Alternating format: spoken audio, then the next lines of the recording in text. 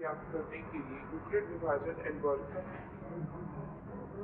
हमें तीन संख्याओं का एचसीएफ ज्ञात करने के लिए यूक्लिड विभाजन एल्गोरिथम का प्रयोग कीजिए। यहाँ पर हमें इस प्रश्न के तीन भाग दिए हुए हैं। इन तीनों के हमें एचसीएफ ज्ञात करने हैं किसके तहत? यूक्लिड विभाजन एल्गोरिथम के तहत। तो चलिए हम सबसे पहले क्या देखते हैं कि यूक्लिड विभाजन एल्गोरिथम किस प्रकार से होता है, कैसे हम इसे हल करते हैं।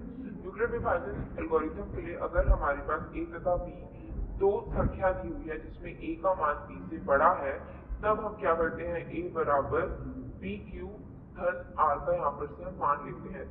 तब a क्या होता है हमारे पास में? भाज्य होता है। b जो होता है वो क्या होता है? भाजक होता है। यहाँ पर से q का मान क्या होता है? भागफल होता है। तथा r क्या होता है हमारे पास में? शेषफल। ठीक है, तो चलिए यहाँ पर देखते हैं। हम हमारे पहले भाग में आते हैं। पहले भाग में हमें क्या दिया हुआ है? 135 व 225 दिया हुआ है। अब चूंकि यहाँ पर 135 225 से छोटा है, तो हम क्या करेंगे, यहाँ पर से 135 से 225 को भाग देंगे। चलिए देखते हैं कि कितने में भाग होता है। तो यहाँ पर 135 गुणित 1 करने पर 135 हुआ। यहाँ पर हमारे पास में क्या मान आएगा? 90। ठीक है, 90 आया। तो हमारे चरण 1 में हम क्या देख सकते हैं? चरण 1 में हमारे पास आया 225 बराबर 135 धन 1 धन 90। यहाँ पर हमारा शेषफल जो है, शेषफल शून्य नहीं है, इसलिए हम आएंगे हमारे चरण 2 की ओर।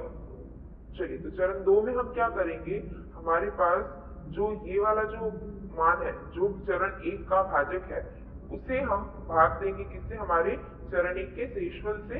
135 यहाँ पर आएगा, तो ये क्या होगा? 90 गुणित 1 करने पर हमारे पास 90 आया। यहाँ पर से इसे भाग देने पर हमारे पास भी क्या बच रहा है? 45। तो हमारे चरण 2 में भी, चरण 2 में हम लोगों ने क्या किया? 145 बराबर 90 गुणित 1 धन 45। यहाँ पर भी जो हमारा शेषफल है, शेषफल है क्या वो शून्य के बराबर है? नहीं है। अतः हम हमारे चरण 3 की ओर बढ़ते हैं। चरण 3 की ओर हम बढ़े। चरण 3 में हम क्या करेंगे? जिस प्रकार से यहाँ पर किया था उस प्रकार से यहाँ 90 आएगा और यहाँ पर हम इसे 45 से भाग देंगे। तो क्या होगा? 2 से जब इसे भागेंगे तब हमारा शेषफल शून्य आ रहा है। तो यहाँ पर क्या हुआ? 90 बराबर 45 गुणित 2 धन 0। यहाँ पर हमारा जो शेषफल है, चूंकि यहाँ पर हमारा चरण 3 में शेषफल जो है वो 0 के बराबर आ रहा है। शेषफल 0 के बराबर है। अतः यहाँ पर से हमारा एचसीएफ क्या होगा? अतः एचसीएफ का मान यहाँ पर हमारे पास में क्या आएगा? यहाँ पर से 45। ठीक है, एचसीएफ किसका किसका? 135 और 225 का कितना हुआ? 45। चलिए हम आगे बढ़ते हैं हमारे इस प्रश्न के दूसरे भाग में। दूसरे भाग में हमें क्या दिया हुआ है? 196 व क्या दिया है? 38220। यहाँ पर हम देख सकते हैं क्या? 38220 जो है वो 196 से बड़ा है। तो हम इसे यहाँ पर से गुणा करना शुरू करते हैं। 38220। हम पहुंचते हैं हमारे चरण 1 में। ठीक है, तो चरण 1 में 38220 बराबर 196 गुणित, यहाँ पर हम कितना करेंगे? यहाँ पर हम गुणा करेंगे एक बार में। ये कितना आएगा? 96। यहाँ पर से इसका उत्तर कितना आ रहा है? 186।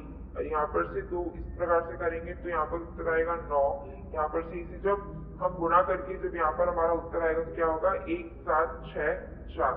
ठीक है, यहाँ पर इसका मान कितना आ रहा है हमारे पास में, यहाँ पर क्या हो जाएगा, जब इसका मान क्या आ रहा है मेरे पास में 98, यहाँ पर से मेरे पास इतना आ रहा है, यहाँ पर से ये शून्य आएगा तो 196 गुणित 5 जब हम करेंगे तो हमारे पास में कितना उत्तर आता है, इस प्रकार से ये शून्य होगा। यहाँ पर हमारे पास में क्या हो रहा है, 38220 बराबर 196 गुणित 195 जब हम करते हैं तब हमारे यहाँ पर से शेषफल क्या हो रहा है,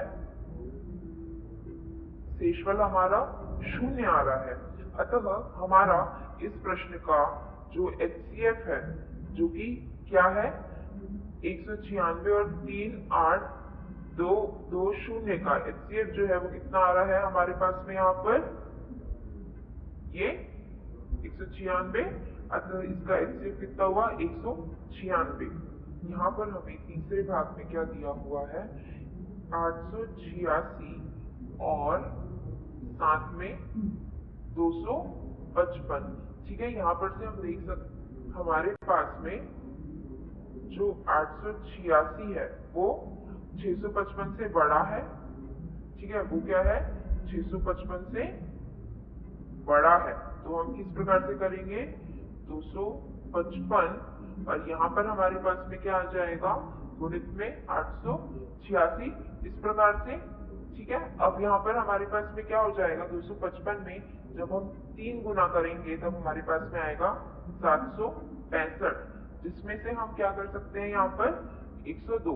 तो यहाँ पर से हमारा चरण 1 में क्या हो रहा है हमारे पास में 876 किसके बराबर हो रहा है 255 गुणित 3 धन 102 के बराबर। यहाँ पर भी हमारा शेषफल शून्य के बराबर नहीं है, इसलिए हम चरण 2 में आएंगे।